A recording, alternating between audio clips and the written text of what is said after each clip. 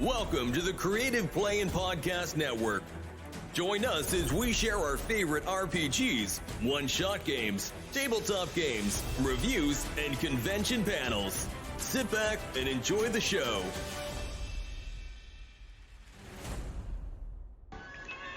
Hi, this is Kelly, aka Trixie from Ragnarok and Roll, assigned to Ragnarok Story, and to the Wimblewick from D&D Journey of the 5th Edition. First off, I would just like to say thank you to everyone for listening to our varied adventures, as well as for rating us on iTunes and rpgpodcast.com. If you haven't rated us yet, we would greatly appreciate it if you could. And if you're looking for more ways to support our efforts, we are now on Patreon, a great site where you can help us continue making more podcasts, as well as some special surprises for our patrons. If you can, please look us up at www.patreon.com/cppn. Every little bit helps. And again, thank you for listening. Hi guys, Jim here with Creative Play and Podcast Network. And Kelly. And joining us tonight is Daniel M. Davis, the creative genius mind behind SteamCrow and the Moster Rangers, and a new role-playing game set with the Fate system, the Moster Rangers role-playing game. Hello. Hey Daniel. Thanks for having me. Hey, you know, it's steampunk and SteamCrow and the Moster Rangers, and there's an RPG involved. How could I not say yes to all of these things? I'm just saying. And we've been a big fan of the artwork initially, of course, and you've had the Moster Rangers for a while. What inspired you to create a role-playing game for it? Well, so the Monster Rangers themselves, the lore of the community was 100% intended to be drawn from my world building experience as a game master. So I took SteamCrow, which was, friendly monster cartoon art, and, wanted to infuse it with more story, and community. And so when we invented the Monster Rangers, I just opened up that part of my brain and let that give myself permission to kind of go, well, what would you do if this was a game, even though we didn't have a game? So, I made up lore and a bunch of tomfoolery and stuff with that kind of world building, storytelling in mind. And it worked. It got people, interested in what we were doing. And then it just took time to finally get my brain around, like, what is the Monster Rangers role-playing game? Like, what would that be like? Because it's not like a normal game. If you see alt scouting media, with monsters, it's 99% of the time killing monsters as a scout. And that's really not what we do with the Monster Rangers, because I love monsters, so I don't want to hunt and kill them. So it took some play to kind of figure out what it was about.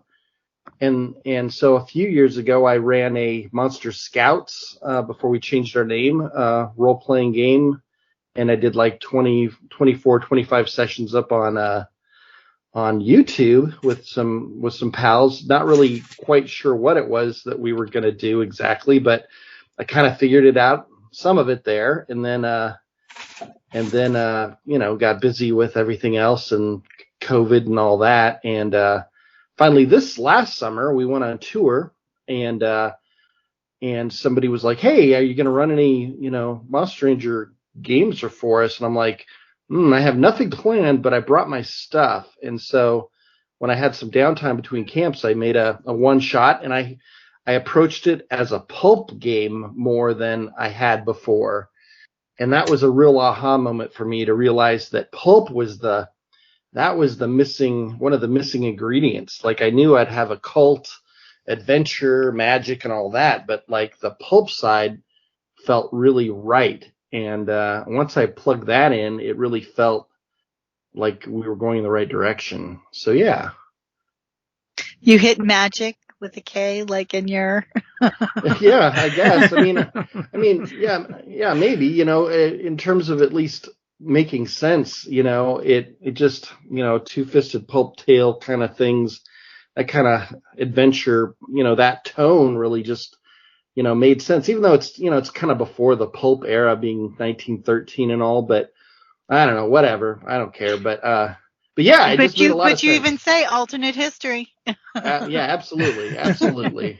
So yeah, The pulp came out a little early. That's all. Yeah, and it definitely 100% it has steampunk bones, but I don't like half the time when I see steampunk stuff, it feels like I haven't really been sold the right bill of goods. People will say things are steampunk that aren't very steampunk, or and so I just don't even describe it as that, even though if you know what steampunk is, the elements are there for sure. And anyway, it's fine, but it all kind of works. But I kind of like leaving it out just so you can kind of not take too much baggage with you when you learn about what this Monster Rangers universe is, if that makes sense. Yes. If I say, oh, it's steampunk, then right away they're like, oh, it's Victorian. I'm like, no, it's a little bit later, and closer and to Edwardian.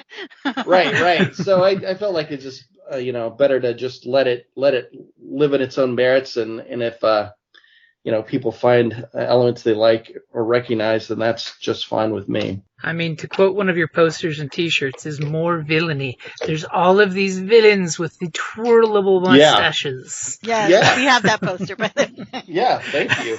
What's funny about it is I didn't realize that I was a fan of pulp until I really started paying attention. Working on this project. I'm like, Hellboy is one of my favorite. Well, it is my favorite comic. Well, it's pulp as could be. Screw on Head is another one of his side, titles. Pulpy as could be. And I'm looking through my collection of art books, and I keep on finding all these pulp things that are 100% pulp. And I'm like, oh yeah, that it's. And pulp is I don't know. I feel like steampunk and pulp, and they're very well related. So anyway, I'm a fan. I didn't really realize it until I started defining it. But yeah. And that's the beauty, is you found the voice for the Monster Rangers role-playing game. That was the big thing, is and the beautiful thing is your artwork with its setting clicks so beautifully. I mean, thanks. Yeah, thank you. It's a weird thing because it's kind of the opposite of really most role-playing art.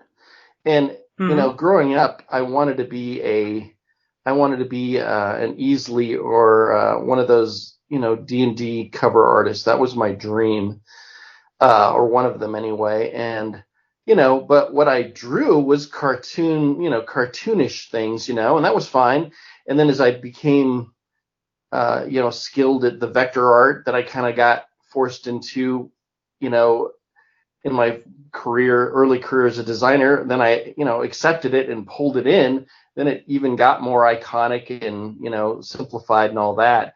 So it is different, but it should all work together and all that. And it is just me, man. This is just for me, it's just my ultimate personal project, So I knew that I had to illustrate it myself, and I knew I had to write it, and design it. I had the images go perfectly well because it also has the simplicity. It really lends itself well to the badges, the merit thing, and it would it kind of is reminiscent of the old 50s Boy Scout handbooks, where they have these cheesy, I love it. It's just, there's that hint of nostalgia with that quirky sense of humor to it. Yeah. It's fun. Perfect. Well, thank you. I mean, heck, I've joked with other folks in the Fallout series, it's that pulp influence that really makes the artwork fun.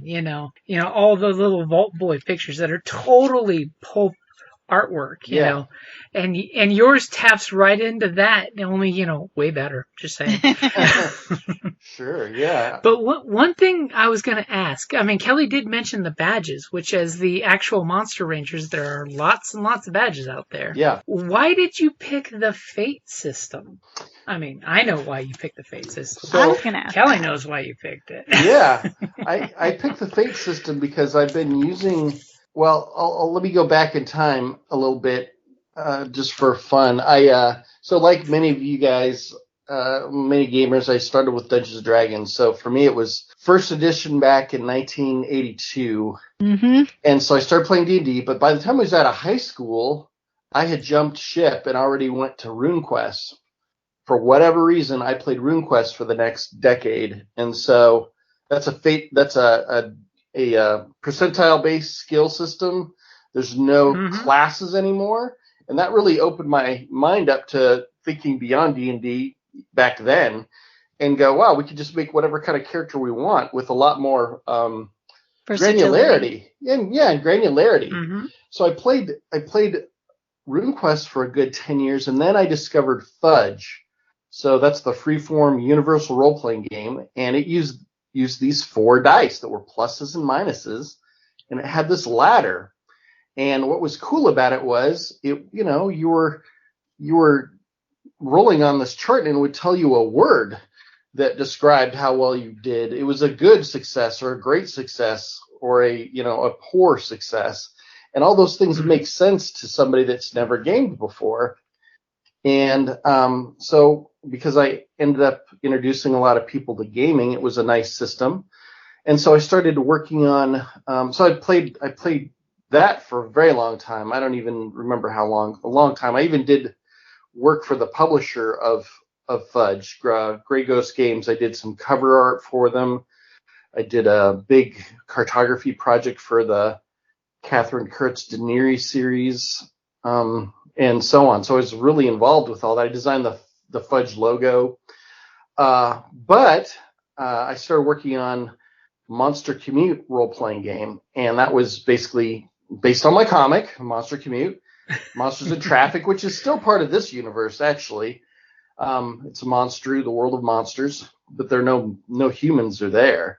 And anyway, I made this with my pal Stephen Carpenter here in Phoenix. We worked on that game for a long time in Fudge, and we built this. It got to be an enormous document. It was so big, and we didn't, we were just writing, and it sort of collapsed under its own weight in terms of like, well, who's going to edit this thing?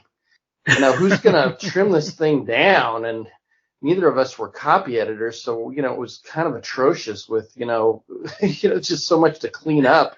And then I discovered I'd heard about this Fate thing, but I was like, I don't know, I like Fudge. And then I finally investigated it. And I was like, oh, this is doing all the things I was trying to do in Fudge with my Monster Commute thing. Mm-hmm. And that was the end of it. Like, and I was done. And so anyway, I started playing Fate. So Fate is my home, the system I use for everything I run, because it does everything I want it to do. It's story-centric. It's cinematic. It's not mathy. Like, I'm not a crunch guy at all. I live for the lore. I don't, math just is in my way. And so...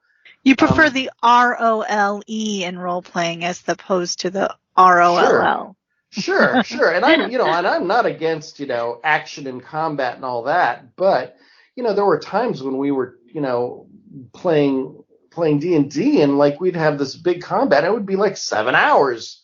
It was just stupid, because we're kind of trying to use it like Warhammer Fantasy Battle or something. And it was terrible. And so I kind of got used to, this other kind of viewpoint where, well, let's make things dangerous, and let's let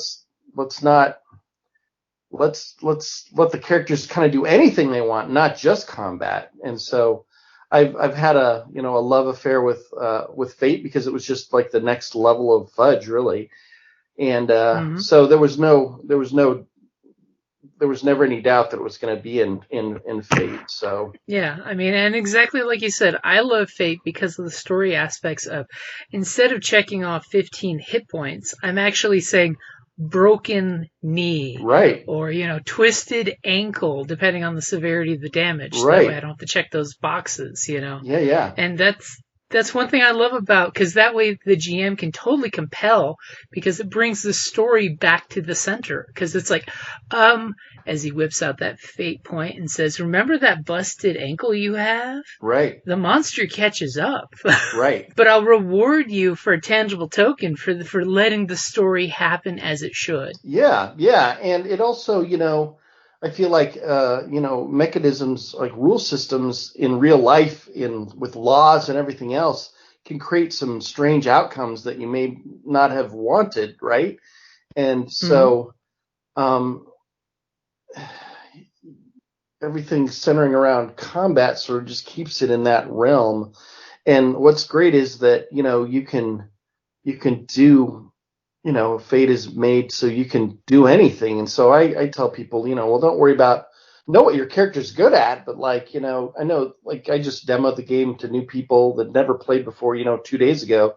And I'm like, listen, just tell me what you want to do, and then I'll tell you which skill that falls under, and don't worry about it. But it's and you can totally pick up your aspects on the road, basically, of oh yeah, I think my guy's this. I'm like, write that down. That's beautiful. Yeah, that is totally an aspect when you come up with that little one sentence descriptor of your character. Yeah, and the other thing I like about it too is that as I prepare a campaign, I'm gonna in the next year or so, I'm gonna be developing basically a campaign book, a module, I guess, but it's more of a sandbox where I'm going to pick a place and I'm going to use it for my own, at home game, and then make that basically a module.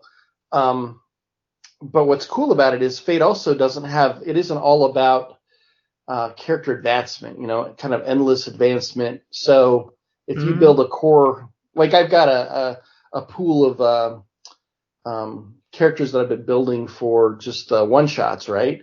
And so they're just built like you'd build any character in Fate, and so they're interchangeable with anything I write down the road, because I know that everybody's going to have a great skill, they're not going to, and all that. So it's nice because it's predictable in that way. So I can make more content that is not dependent on level or whatever. And it's really easy and if you had a character that happened to have, higher skills, it's really easy to also just, adjust for that too. Mm-hmm. And it's great when you get to a advancement point when you want to change your character, because as characters ourselves, we all grow and evolve. You totally can just change your character sheet when you hit the plateaus, Yep. So that way you can say your character learned from blah blah blah, and you're now doing this. Yep. Take some new aspects, take a new trouble, drop your old trouble maybe, or whatever. Mm-hmm. Pick up a stunt or two. I mean. Yeah. Stunts, the ultimate power in the Fate system. Yeah, for sure. So, hey, for the Monster Rangers, do you guys have the equivalent of an Eagle Scout? So, we don't. You're... Not currently. Not currently. We it's interesting having a real community and then having the game, because they influence each other. I'm sure there is, actually. I just haven't made it up. I'm going to recommend Griffin Scout because it's the head of an eagle. Yeah, that's funny. Yeah, so in the Moster Rangers, there's no ranks in the club, right? But there are definitely ranks in the world. If there, it's kind of has a military sort of, there are definitely ranks in there. But yeah, I don't have one of those yet. And honestly, while I've been working on the Monster Rangers community for a long time in that lore, this is working on this world specifically. There were a lot of new things that have just happened recently. The United States of Liberty, the country that we're playing in, the alt America, is brand new. So I don't know a lot about it yet. I know some about it, but I'm just beginning, my world building, challenge on that. And I'm going to leave a lot of room for, game masters to go to town. So my goal is not to fill up every corner of this thing at all. I'm going to, on the map, eventually I imagine I'm going to maybe write a sentence about the cities you see on the map, but they'll just be like little hooks to give you ideas of what you could do with it. So cool. Yeah, I could totally see the GMs at home writing up, a wiki page on their city that they picked that they use for theirs to fight the corrupt cultists, because that's one of the cool things I do like about the RPG is the monsters are not the antagonists, Right. they're not the ones you go after. It's the corrupt cultists that want to hurt and hunt and destroy the beasts. Yeah, exactly. And sometimes monsters don't want to get saved too, so they're not always going to be really happy about encountering a monster ranger. So rangers need to be careful. But yeah, I tend to call all the antagonists of rangers the cults, because there are a bunch of them, and I'm going to make a whole bunch more. And some are government agencies. There's Agency M, which is the monster agency. So they know that monsters exist, and it's ill-funded, and they just have some guys out there just kind of watching and paying attention to what's going on. So they're not entirely antagonistic yet, but who knows what they'll decide. We got Mothers Against Monsters, ma'am. And yes, ma'am. Yes, ma'am. So I like them. I like them quite a lot. And anyway, it's a blast coming up with all the bad guys in this world. And in the book, in the Warden's Handbook, we talk a lot about the antagonists to give a good starting point for bad guys. So like Monsterology, the big bads, they're basically these folks from the old world that are these powerful families that have discovered that the monster world itself has power, and so they hunt monsters because they tired of the big game hunts in Africa, and now they want even more elusive and powerful things to hunt, and so they hunt monsters. And they learned that monsters are also the source of magic, and so by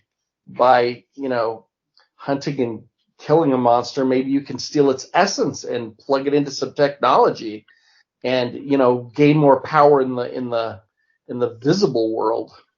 And so, yeah.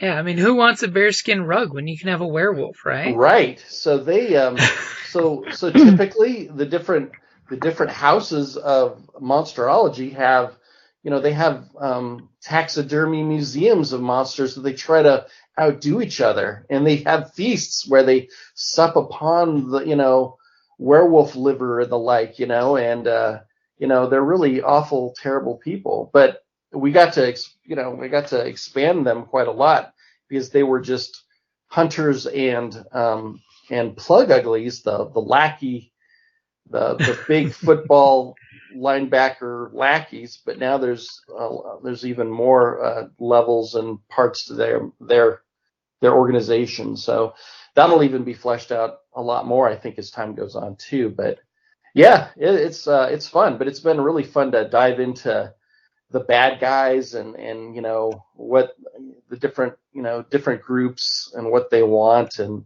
what their own troubles are and all that. So yeah, it's been really a fun exploration. But like I said, we're just starting. So I'm pleased as punch that the Kickstarter has done so well, because I'd want to work on it regardless, but it's done well enough where it's looking like it could be one of our best Kickstarters we've ever done. So that's encouraging to know that I can keep on working on it and not feel bad about it. How many days left do you have in case more people would like to get in on it? I think we're like 9 days left. So this is just a 2-week Kickstarter. So yeah. I think we've got 8 or 9 days left, so pretty short. Yeah, let me look. Yep. It's actually at 8 days left to go, according to Kickstarter. Yeah. Yep. There you have it. So for sure, I don't think we've gotten to this level this fast before. So yeah, so that's exciting, and I'm already working on the next publication, which would be the Blappo catalog. It's Blappo and Veer's catalog. So Blappo is this company that makes weird. So let me pause this. So we have so the world is called, the United States of Liberty is our country, but the world's really called Obscuria, and Obscuria is Earth plus the monster world. So not everybody can see that overlay. Most people, the nods, can just see the world just as we do here, right? They see, birds and weather and all that. But somebody that can imaginate, they can also see the monsters that are kind of invisible around us, or they appear as normal things, like maybe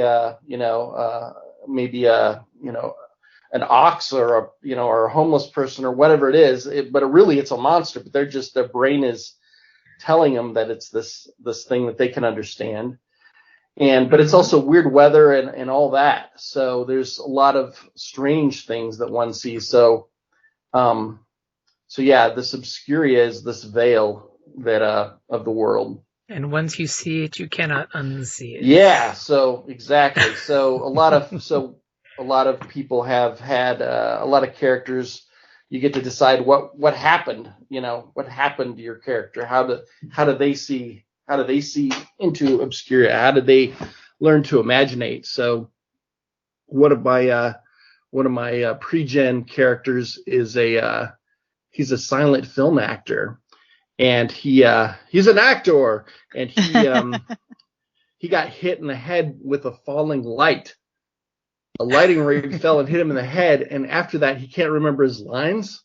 And he could see monsters, which made him a terrible actor from here on out. Because it's very distracting when he's acting in this film, and he sees weird things stomping around on the set. And so anyway, he's a great character. That's awesome.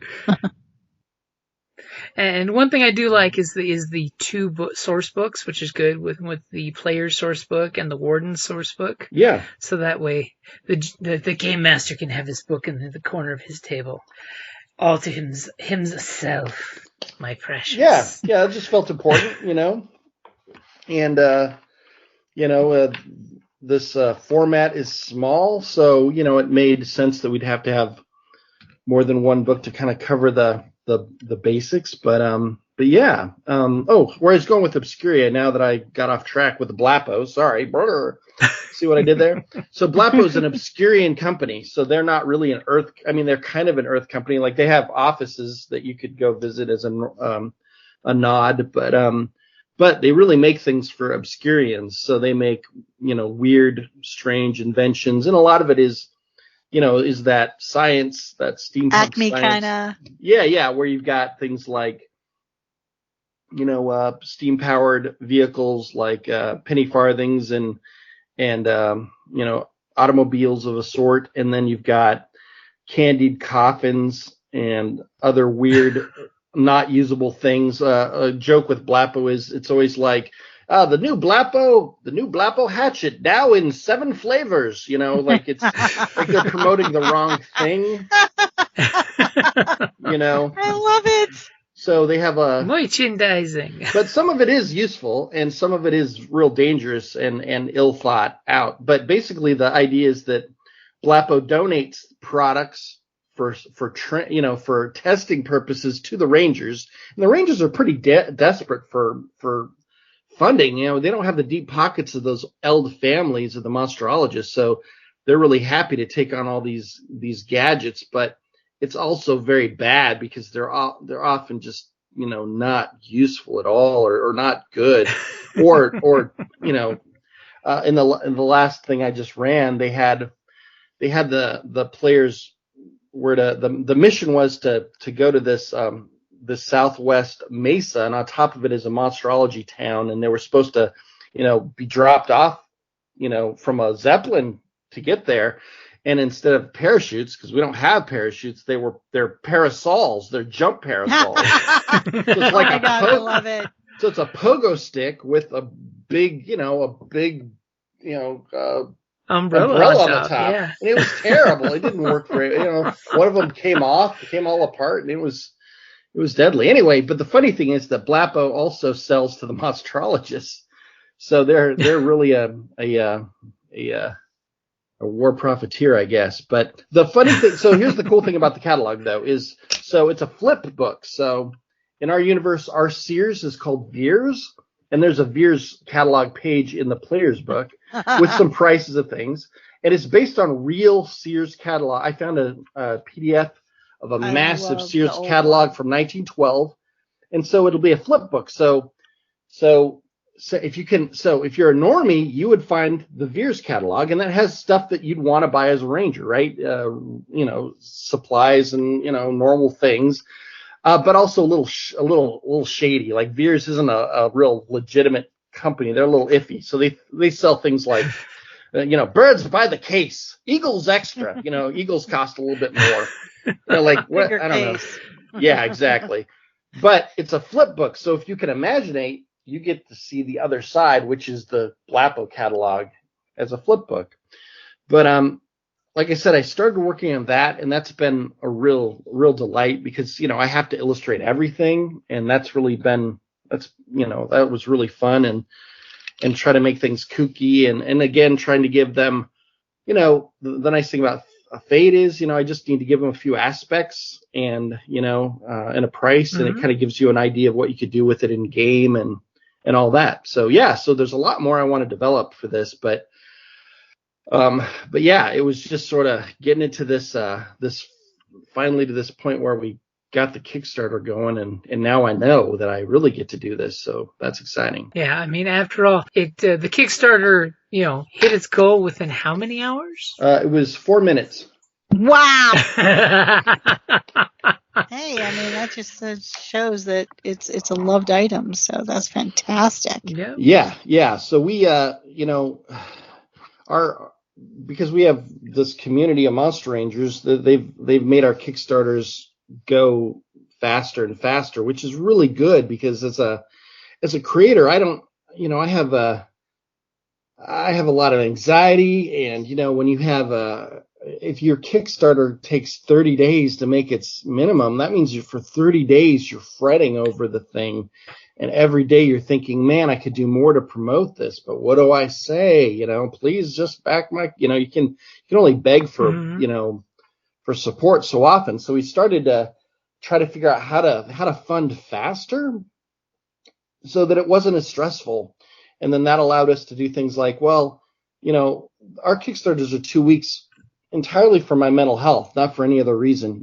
Like if it was a month long, I'm going to fret about this, like I said, for a whole month. So 2 weeks. Oh, I can understand. Yeah, let's just get in and get out. So I've been promising a one-day Kickstarter campaign, which I'm going to do eventually. I just haven't come up with what it would be.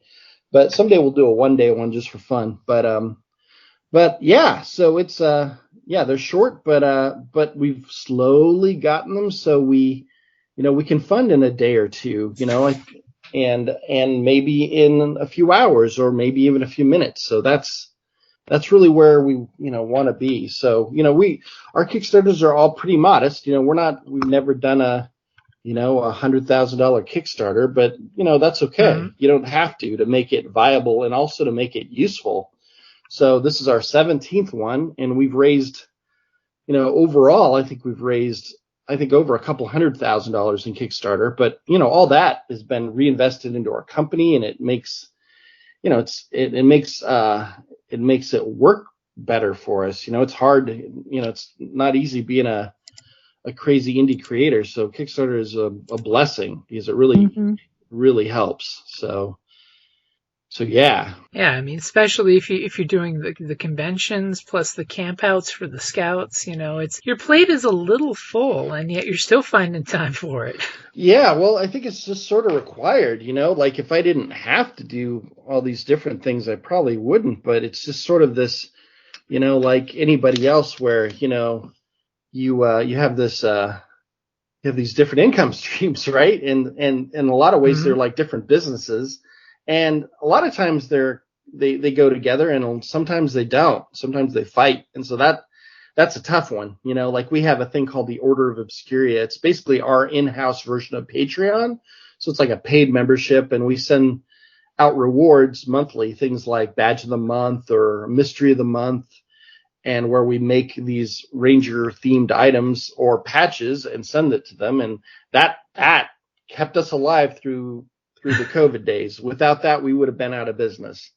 So anyway, but sometimes that's tough to do when you've got 2 shows back to back. So you've got, 14 days of the month, you're not even home maybe. And, so, we just try to, let our people know, our followers know that, hey, and they cut us a ton of slack. They know that we're trying our best, for them at all times. So, as long as our will is good and we don't take them for granted, which we do not.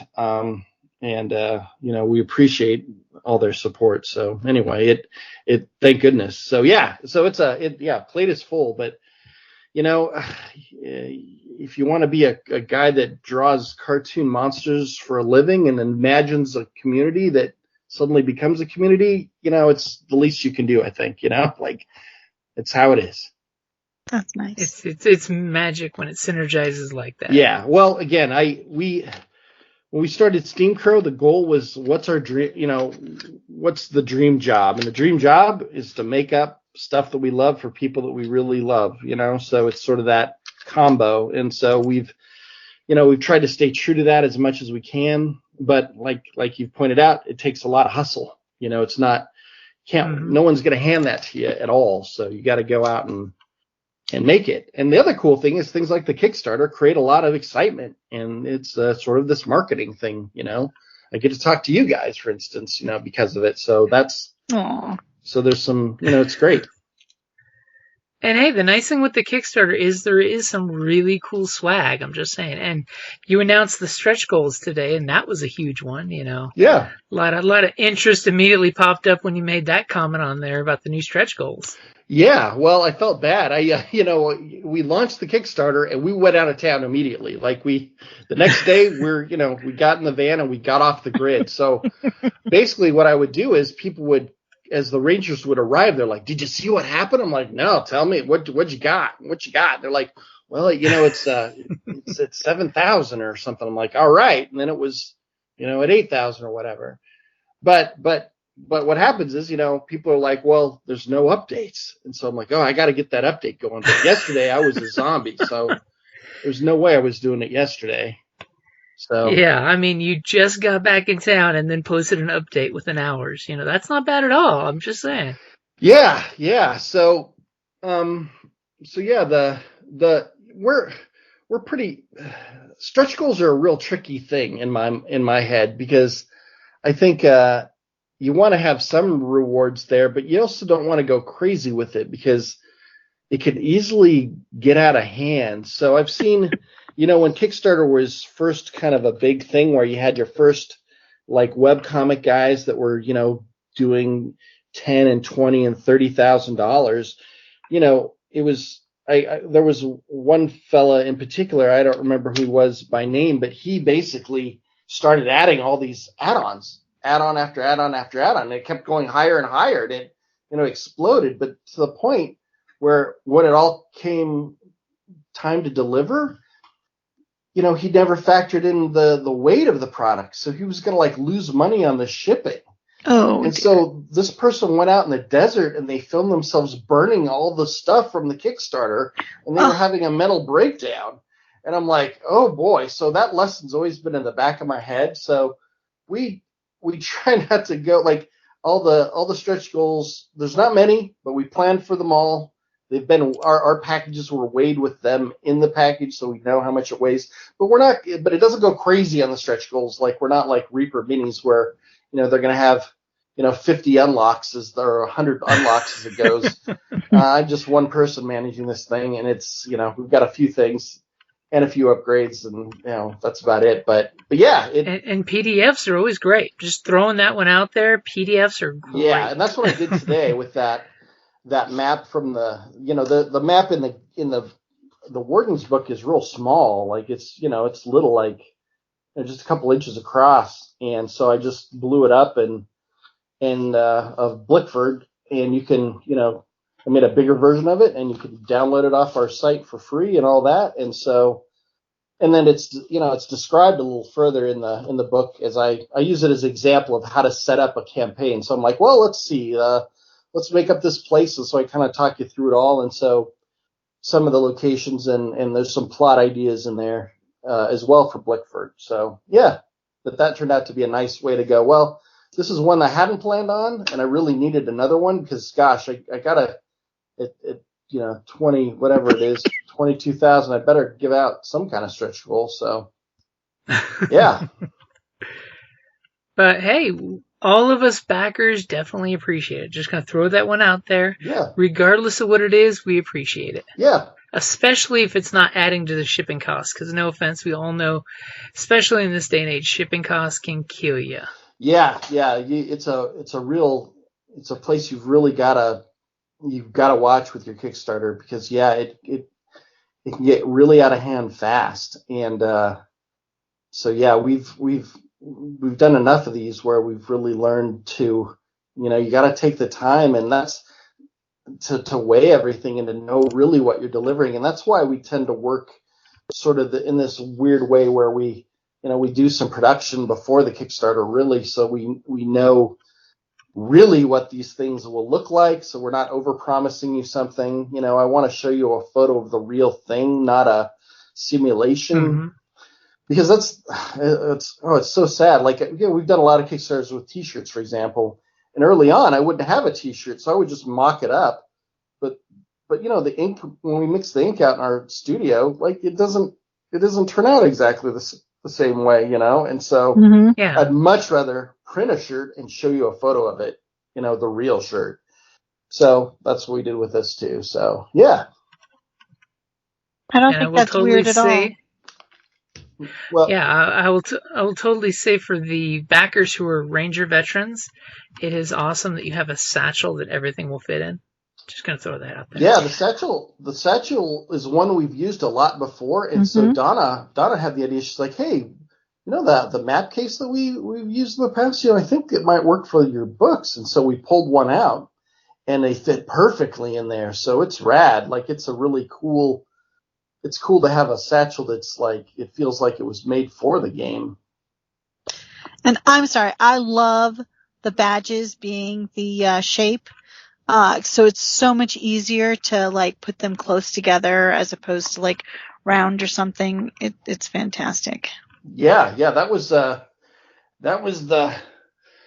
concept from day one. When we were sitting out on my mom's farm, we were visiting and her place, and she was an outdoors person, so she was a mule rider and a backcountry horseman, and did a lot of packing and like clearing trails and stuff. And so when we were staying with her, she didn't have room for us in her place, so she had a canvas tent, and she set it up on they had built like a dock out in the pine trees, and so in Washington, and so it was like glamping. There were antiques on the porch, and then inside it was a bed and antique stuff in there, and so that's where we were brainstorming what this Monster Scouts / Rangers thing was going to be. And my very first sketches, we came up with the hex pattern along with the interlocking master, like the branch patches. So. It's clever. I like it. Yeah. Again, it just sort of was another opportunity to make it different than Boy or Girl Scouts, but also make it, design oriented. Like this is a big design project for us. So yeah. I mean, especially with the different shaped patches that totally interlock, like that jackalope one that's huge, and the rest just beautifully interlock around it. Yeah. I also like the fact that it's hexagon. Yes, exactly. Yep. See? Exactly. That is so clever. Absolutely. Yep. It's the hexagon.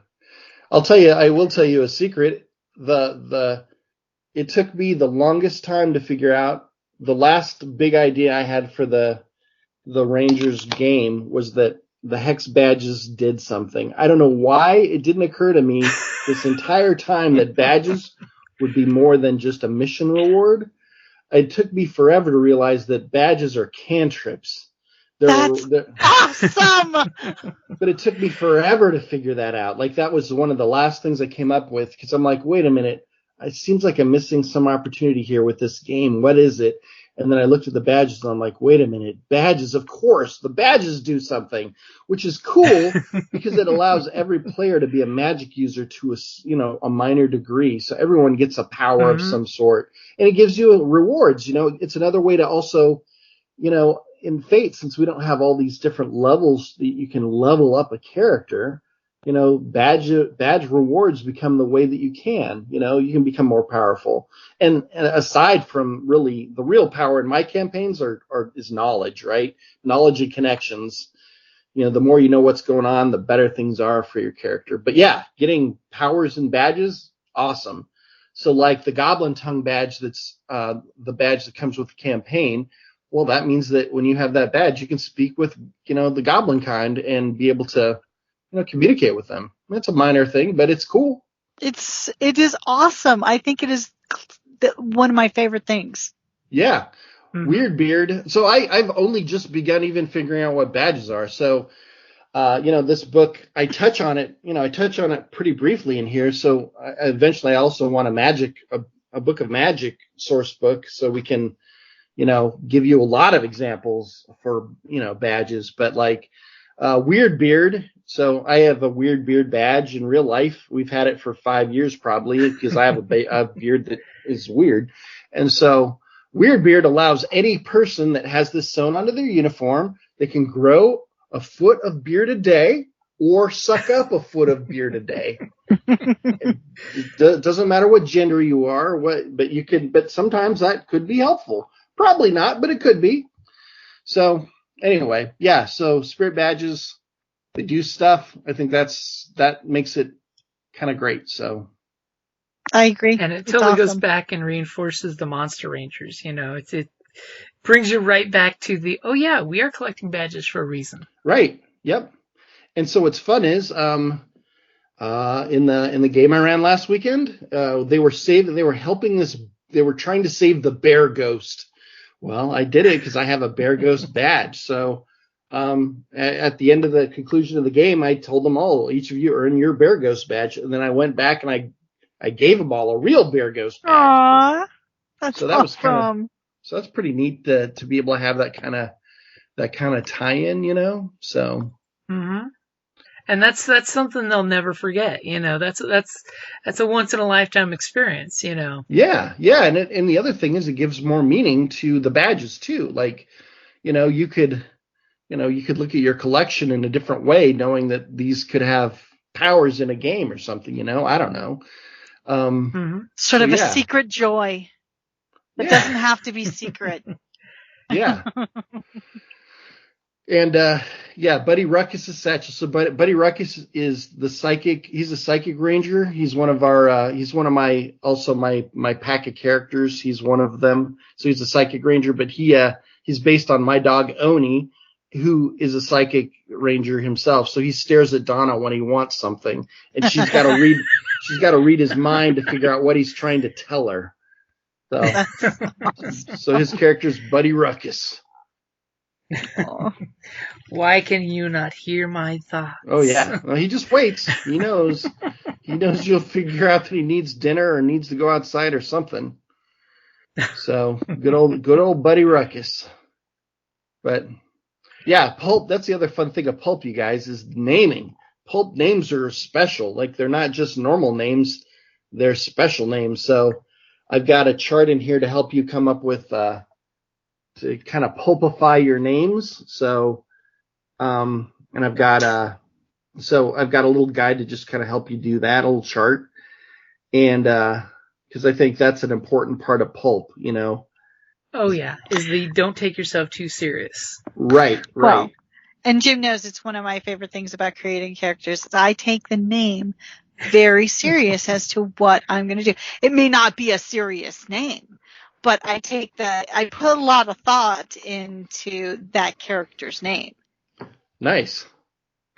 Yeah. I mean, it's an important starting point. A good name can really make a character just memorable right away. It gives you some flair.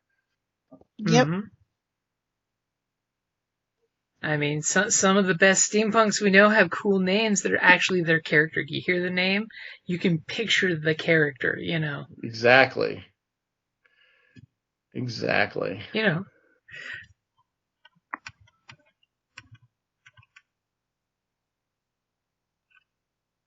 So I gotta ask you, since we've talked about all these magnificent things, such as, the Monster Scouts and the RPG and, SteamCrow, where can folks find you online under the different groups? Because I know SteamCrow's got its own site and Monster Rangers has its own site. Yeah, so, and I know that if you just discovered us, it's probably confusing on why you have SteamCrow and why do you have Monster Rangers, but SteamCrow predates the Monster Rangers by probably a decade, so we just couldn't get rid of it. It's sort of it's kind of the studio that makes the Monster Rangers. So we basically call SteamCrow the headquarters of the Monster Rangers at this point. But you can find us at steamcrow.com. That's basically our store. And that's where all the downloads will be for, when I make downloadable PDFs, they're going to just be over there. Like right now, you can download the character sheet, for example, for free in our store. It manages, downloads really nicely. So I just like to have it do that over there. And then Monster Rangers is on monsterrangers.com, which has a bunch of lore and badges and the branches and holidays and stuff that is too big for these books and community stuff too. So, but a lot of it's blurry between what you could use for the role-playing game and what you can't, but mostly you can because it's all the same kind of lore.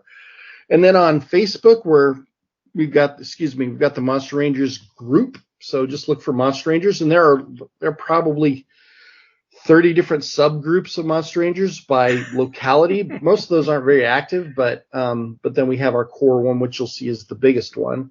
We even have a barter circle group to trade your, let's say you end up with duplicate badges. You can trade stuff there. We have another group for, cronies, people who help us out, and so on. And then we have Instagram for SteamCrow, which is SteamCrow, and the Monster Rangers is our Instagram handles. So we've got two of those things. So yeah, all those kind of places. So if you Google SteamCrow, you'll find the most about us. If you Google too much Monster Rangers, you get a lot of Power Rangers or Monster Rancher, which is really annoying. So, but it's out there. Yeah, and it's definitely an awesome thing. Plus, you can totally get the Monster Rangers notebook to go along for your game notes. Yes, Kelly, one has been ordered for you. I love notebooks. It's a perfect companion for the game because it's exactly the same size. So, yeah, I think it's a great journal. And a side secret, someday, I haven't worked on it yet, but I'm going to make a character journal that goes right along with this format. So someday we'll have a character journal too, I hope. So, yeah. Yeah, and is there any conventions coming up that you're going to? So we're going to be at Emerald City Comic Con here at the beginning of March. So just a few weeks, really. So we'll be up there in Seattle, and then after that, we're going to be at Crit Hit, the local Phoenix game con, and then we're going to be at Game On Expo as well. And at both those, I think we're mostly just doing demos. I think if I may try to do a suitcase store or something at one of those, I don't know, we'll see. But for sure, we'll be demoing at those two events. And then after that, we're going to be at Monsterpalooza. Actually, Monsterpalooza is before those events I just told you about. And then after that, we have Midsummer Scream in Long Beach. And then it's our camp tour again in the summer. So we're doing less Comic-Cons at the moment and trying to do more local stuff. Oh, and yet another thing. Sorry. The Witchcrafted Market. We're going to be there too. So the weekend after Emerald City, we get back, we have a show right away. So you are all over the place. Yeah, I know. It's when it rains, it pours. You've got to kind of, for now, we need to, the cons are our marketing, so we got to go do it. So yeah, so we'll be at the Astera Market here in Glendale in April. But probably less events than most years. So, just kind of how it all fell out. Like, we would have been at Fan Fusion this year, but Monsterpalooza had the same date. So, maybe it'll be good to skip a year or whatever. So, yeah. Call it a restructuring year. That's what we called it. Yeah, I guess. Yeah, just how it is. So it's just can only do so much, man. And I'd like to be at home writing this stuff if I can be, but got to fight for that time. What? Take time to actually go home? Yeah. Isn't your motto supposed to be less talk, more villainy? That's not my motto. That sounds like a monsterology thing. You ask me. No, I'm a homebody. Like, I'd be plenty happy to not leave home. So I'm happy being here a lot. So yeah. Well, see, I definitely have to say on behalf of the Monster Rangers, thank you for the craziness you do. Yeah. Because look what you've done, you know. Yeah, it is crazy. I can't, I forget a lot sometimes. I just know I've got all these things to do, and I wish I could do them all a lot better than I'm doing them. So I'm kind of stuck there, and then I forget. I'm like, oh, holy cow, this is I'm so lucky to get to do what I get to do with Donna. So it's a privilege, absolutely, and so I don't take a second of it for granted. So yeah. Well, we thank you for creating such a vibrant community around these brilliant and fun ideas. Yeah, thanks. Yeah. Inspired by our great community, and they tell me a lot of great ideas. They're like, hey, you should do this, and sometimes I can get to it and do it. So yeah, but I can't do it without you guys. So, I did actually for, 20 odd years, I did stuff without anybody caring or paying attention. So now that I've got some eyes on it, I'm very, very thankful. And like anything creative, it's always better when you've got someone to vibe off of and getting that feedback. Yeah, for sure. And validation. I mean, let's not forget, getting positive feedback is very difficult, but it's great when you get it. Yeah, for sure. Awesome. Well, thank you guys so much for no problem. Supporting the project, supporting us with this, and giving me this chance to talk about our crazy new game. Yeah, and thank you for coming on in such short notice, because I know you've been hustling week after week here. Yeah, that's just how it is. But yeah. And we will definitely get this edited and posted out there tomorrow, so that way folks can see the pictures and see the things that they want to support, because they want to support this. Awesome. Well, thank you so much. All right. So, Daniel, thank you for coming on the show, and I'll say that's probably a good place to wrap it up there, since we're all exhausted. Yeah. Well, thank you. Yeah. Thank you for taking the time. I really do appreciate it, so thank you. Oh, you're very welcome. And again, thank you for everything you've made for everybody. That's all I'm going to throw out there. Yeah. It's I can't help it. I have to do it. But yeah, I'm so glad that someone cares. It's so nice. Lots of people care. Come on. See, I will totally throw this out there that you should think about RingCon in the fourth quarter of the year, because we know a lot of Tucson players who play Fate, and this would be a hit. When? So it's the fourth quarter? It's going to be like September-ish. September. They haven't announced the dates yet. Yeah, well, I'll pay attention. I am on tour through like the middle of September with the camp tour, but I'll pay attention and see if I can, when I suss out when it is. Alrighty. If nothing else, once the dates come up, I'll totally, drop them over to you saying, hey, nudge, nudge. Yeah, sounds good. That'd be excellent. It's hard to hear about stuff on the Facebook these days. It's hard to get, everything's so... Get the algorithm to actually work. Yeah, the algorithm is all about holding everything back. Yep. But awesome. Yeah, that's a great idea. So thank you. And yeah, thanks again, you guys. You guys rule. Welcome. I really, like I said, I really appreciate it. Thank you so much, Daniel. All right. I'll give you... Have a good night, guys. Oh! Good night, guys. I had to get that caw in there.